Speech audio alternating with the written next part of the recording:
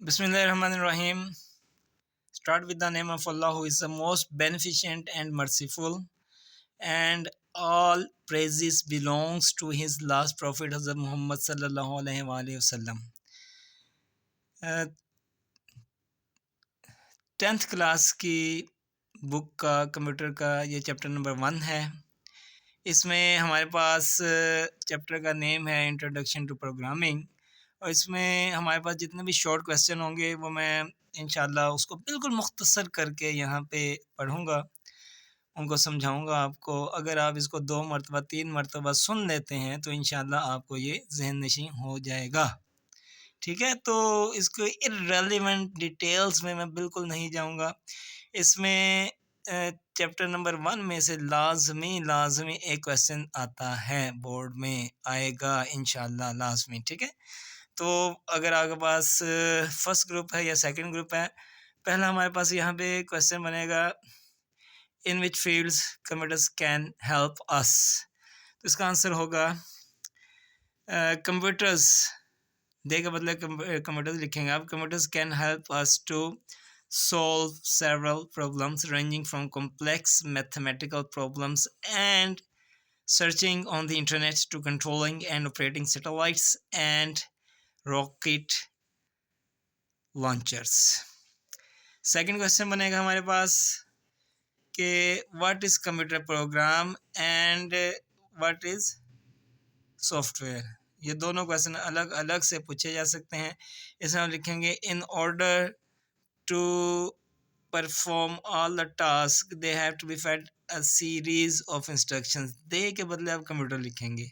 computers have to be fed a series of instructions by humans, या humans के बदले आप users लिखेंगे, which tell them how to behave and perform when faced with a particular type of problem। These series of instructions are known as computer program or software। Next question हमारे पास इसमें what is computer programming या programmer. ये अलग अलग से 2 question बन रहे हैं, तो ये एक एक लाइन का देखें इसका आंसर है। सबसे पहले कंप्यूटर प्रोग्रामिंग क्या है?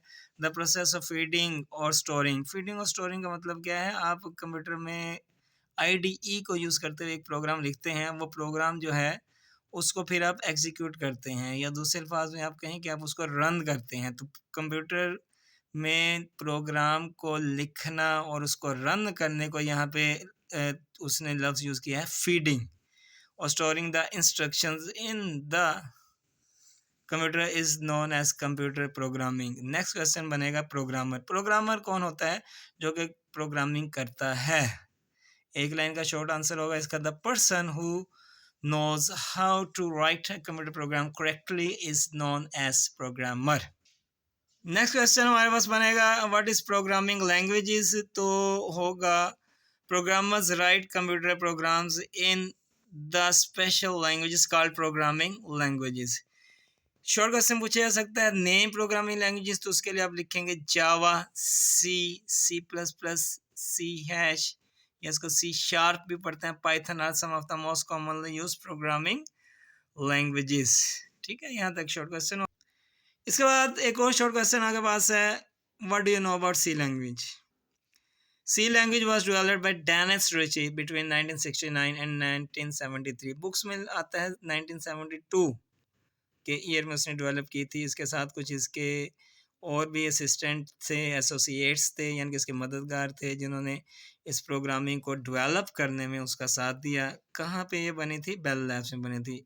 ये एक लाइन है, इसके साथ ऐड कर सकते हैं, सी is a high level language and it was used to develop many compilers, many operating systems. Windows and Unix was developed in C। इसके बाद हमारे पास नेक्स्ट क्वेश्चन आ जाता है, what we need for programming. Programming के लिए आपको क्या चाहिए? प्रोग्रामिंग के लिए आपको सबसे पहले एक कंप्यूटर चाहिए। उस कंप्यूटर में आपके पास क्या हो? उस कंप्यूटर में आपके पास ऑपरेटिंग सिस्टम हो, विंडोज़ हो या और कोई ऑपरेटिंग सिस्टम हो। इसके बाद आपके पास उसमें IDE हो। IDE क्या है? इसको हम थोड़ी देर में अभी देखेंगे। तो यहाँ पे सबसे पहले शॉर्ट क्वेश्चन बनेगा, what we need for programming. In order to correctly perform any task we need to have proper tools. लिखने के लिए हमें पेन चाहिए। For example, for gardening we need gardening tools, and for painting we need a collection of paints, brushes and canvas. Similarly we need proper tools for programming. यहाँ पे एक short question मुकम्मल हुआ। इसके बाद आगे बस नेक्स्ट क्वेश्चन आ जाता है, what is programming environment. Programming environment क्या है, ये जो ऊपर हेडिंग दी हुई है, ये शॉर्ट क्वेश्चन ये ज़्यादा इंपॉर्टेंट है, ये पूछा जा सकता है बोर्ड में। क्या होगा, a collection of all the necessary tools for programming makes up a programming environment. It is essential to set up a programming environment before we start writing program. बस इतना काफ़ी होगा, ठीक है। ये लिखेंगे इंशाल्लाह तो आपको इसके बोर्ड में 2 मार्क्स मिल जाएंगे जी। इसके बाद हमारे पास नेक्स्ट क्वेश्चन बनेगा, what is integrated development environment, what is IDE। तो इसका आप क्वेश्चन लिखेंगे, N IDE a software that provides a programming environment to facilitate programmers in writing and executing computer programs is known as an integrated development environment. Integrate का मतलब होता है कि एक से ज़्यादा कंपोनेंट्स को आपस में मिला देना। तो IDE जो है वो एक से ज़्यादा कंपोनेंट्स का कंपोजिशन होगी, ठीक है। इसमें एक लाइन और आप ऐड कर देंगे, an IDE has a graphical user interface. Next short question बनेगा आगे पास, what is GUI। GUI stand for graphical user interface. इसका आंसर देखिए, an IDE has a graphical user interface meaning that a user can interact with it by using windows and buttons to provide input and get output। ये short question हो गया आपके पास GUI का। Next short question आपके पास जो है वो बनता है, which tools an IDE consist of। IDE किन किन टूल्स पे कौन कौन से कंपोनेंट्स इसमें शामिल हैं। इसका आंसर आपके पास होगा, N IDE consist of tools that help a programmer throughout the phases of writing, executing and testing a computer program. This is achieved by combining text editor, ये आपने लिखना है, text editor, compilers and debuggers, इन तीनों components को मिलाकर जो है इंटीग्रेट करके एक IDE जो है वो बन गया। तो इन तीन चीज़ों को मिला है, किस किस को मिला है, text editor, compiler and debuggers in a single interface. Interface क्या है, शॉर्ट क्वेश्चन है। Interface is the way of communicating with the computer. There are two types of interfaces. One is CLI and the second one is GUI. CLI stand for command line interface. DOS जो है वो example है command line interface की, और GUI जो यहाँ पे आपने पढ़ा, GUI is an example of graphical user interface. Next short question पे आएं जी। नेक्स्ट शॉर्ट क्वेश्चन है, नेम सम IDEs। देखें 4 लिखे हुए हैं। पहला कौन सा है, विजुअल स्टूडियो, दूसरा एक्स कोड, तीसरा कोड ब्लॉक, चौथा Dev C++। Short question complete. Next short question हमारे पास बन रहा है, what is text editor. Text editor क्या है, text editor is a software that allows programmer to write and edit computer programs. All IDEs have their own specific text editor. It is the main screen of an IDE where we can write our programs. यहाँ पे आपको ये picture नज़र आ रही है एक text editor की। ये वाइट स्क्रीन होगी आपके पास, ठीक है, थोड़ी सी ब्लर है, लेकिन यहाँ पे लिखा हुआ है हैश इंक्लूड stdio.h, ये हेडर फाइल्स होती हैं। इसके बाद वाइट में लिखा हुआ है, और इसके बाद यहाँ पे लिखा हुआ है printf hello world, ठीक है। इसके बाद नेक्स्ट देखें, यहाँ पे आपके पास है how a program can be saved. ये शॉर्ट क्वेश्चन है, इसका बुक में प्रॉपर आंसर नहीं लिखा हुआ, तो इसमें क्वेश्चन बनेगा, we have to save our file before it can be executed. कैसे करेंगे, देखें इसके ये कुछ पॉइंट्स हैं मैंने लिखे हैं यहाँ पे। Click on file menu, then click on save, then a dialog box will appear, give your file a name and then press the save button, ठीक है। इसके बाद एक लाइन का शॉर्ट क्वेश्चन आपके पास आ जाता है, वो क्या है, व्हाट इज कंसोल स्क्रीन।